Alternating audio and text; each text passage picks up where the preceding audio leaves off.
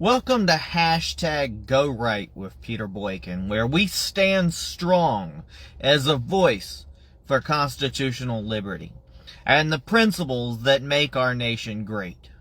I'm Peter Boykin, a constitutionalist for liberty dedicated to ensuring that our constitutional republic remains a beacon of freedom, equality, and justice for all.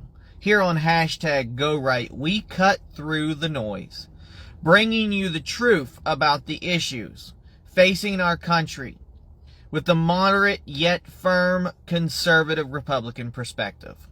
Our mission is simple: to uphold the Constitution, defend liberty, and to guide America in the right direction. Now let's dive into today's headlines and take a closer look at what's really happening in our nation. DNC's circus in Chicago, a deep dive into political chaos. The Democratic National Convention, the DNC, kicked off in Chicago, bringing with it a spectacle both inside and outside the United Center that leaves one questioning the state of our constitutional republic.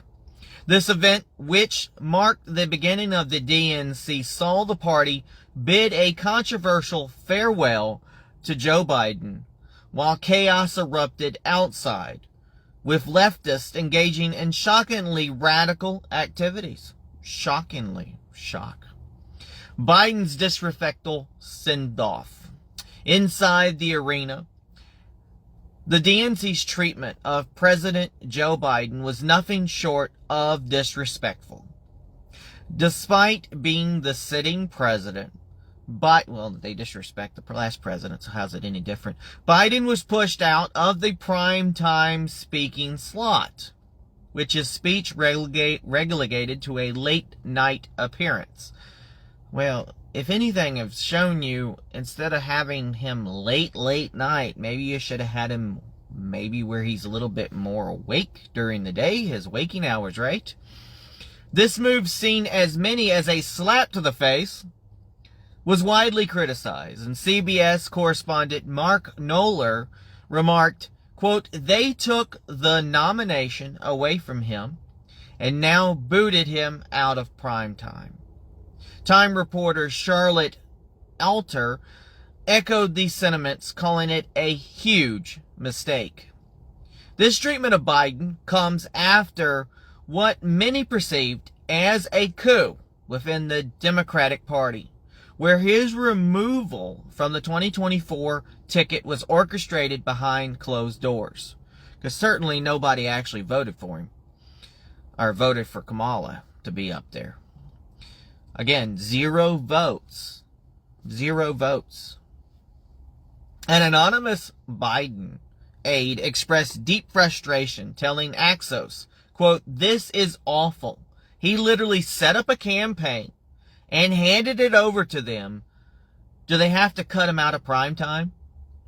When Biden took stage, his speech was filled with the familiar tone of defensiveness, both of it, often raising his voice and repeating really long, debunked claims about former President Donald Trump. His remarks only serve to underscore the disconnect between Biden and the younger, more radical elements within his own party, right outside the door. Radical rhetoric from the left. The night also featured speeches from key Democrat figures such as Hillary Clinton and Representative Alexandria Ocasio-Cortez, whatever her name is, AOC. Now, Clinton reveled in the legal challenges facing Trump, labeling him as, quote, "the first person to run for president with 34 felony convictions." Well, they just hadn't caught you yet, Hillary, because you keep offing all the people who have the information on you, right? Meanwhile, AOC fired up the crowd with a baseless accusation saying that Donald Trump would sell this country. Donald Trump would sell this country for $1 if it meant lining his own pockets. Yeah, right. Ignoring the fact that Donald Trump donated his presidential salary throughout his tenure. Donald Trump is not making money off of this. And what gets me, folks, these people are so brainwashed. And I'm not telling you that there's not people on the right that's brainwashed in some of the stuff that they believe in. We are the party that still have these QAnon people. Sorry. If you're into QAnon that much, I'm sorry, but I've seen so much fake news coming out of that. But these DNC people, you know, like they call us the MAGA people. These DNC people, they have believed the Kool-Aid. They have drunk the Kool-Aid. And they cheer for the Kool-Aid. And they keep reiterating fake news. Oh, they're talking about us spreading misinformation. Fake news. Constantly. Constantly. And they believe it. These are low, ignorant voters. Sorry. Sorry, folks. You're low, ignorant voters. I've got a couple of messaging me that after telling them the facts, they're saying, I'm going to vote for Kamala Harris. I was like, well, you're crazy. Because the definition of crazy is repeating the same thing over and over and over and over again and getting and expecting different results, because it's not going to happen. Meanwhile, chaos in the streets of Chicago. While the drama unfolded inside, the scene outside the United Center was even more disturbing. Planned Parenthood's, quote, murder mobile, a van offering free abortions and vasectomies, was parked outside the DNC, fully booked before the event was even begun. This shocking display epitomizes the extreme positions that have come to define the modern Democrat Party. Come on down to the Democrat DNC and get an abortion and a vasectomy. Yeah, right. And listen to AOC. A mess. Adding to the chaos were thousands of pro-Palestine protesters clashing with police outside the arena. These left-wing radicals tore down the walls erected for security, breaching the perimeter and creating a volatile situation. Oh yeah. The best way to demonstrate that Palestine is such a great country is by creating violence and tearing down walls and causing more violence. Totally a great demonstration for Palestine, right? The irony here is palpable. While the Democrat Party opposes border walls to protect our communities from illegal immigration, they had no qualms about erecting walls to shield themselves from the very radicals that policies they have emboldened. And while they're doing that, trying to take away the police, they have police with, get this, guns. You know, the very guns that they don't want us to have, protecting them. Oh, yes. Now, Trump and Vance, there's a lighter side, Trump and Vance take the fight to swing states. And a stark contrast to the DNC self-congratulatory spectacle of insanity, Donald Trump and J.D. Vance launched a multi-state brainstorming tour aimed at countering the Democrat narrative. We got another one coming in here in North Carolina. It was in the mountains, which is Asheville, and then now it's going to be Asheboro, which is confusing 1 week later. I'll probably go into that, and I will take live video from that, hopefully, if I can get a good signal. As Democrats gathered in Chicago, Trump and Vance hit key swing states, engaging with voters on economic and energy issues while highlighting the failures of the Biden-Harris administration, which there are many, so it's probably a long speech. Trump began the week in Pennsylvania, delivering a speech focused on trade, tax cuts, and pro-energy policies, while Vance made his presence known in Philadelphia, speaking directly to the working-class voters who have felt the brunt of the current administration's policies. Now, in conclusion, the contrast between the DNC's chaotic circus in Chicago and the strategic outreach by Trump and Vance couldn't be more stark. While the DNC seems content with its radicalization and internal strife, Trump and Vance are making their message directly to the American people, emphasizing the importance of returning to the foundational principles of the constitutional republic. This battle for the soul of America is far from over, folks, and the upcoming election will be a pivotal moment in determining the future direction of our nation. Now let's do a quick #GoRight wrap up. Folks, there's chaos in D.C. Well, in the DNC. Well, there's chaos in D.C. There's chaos in America. And it's because of radicalism.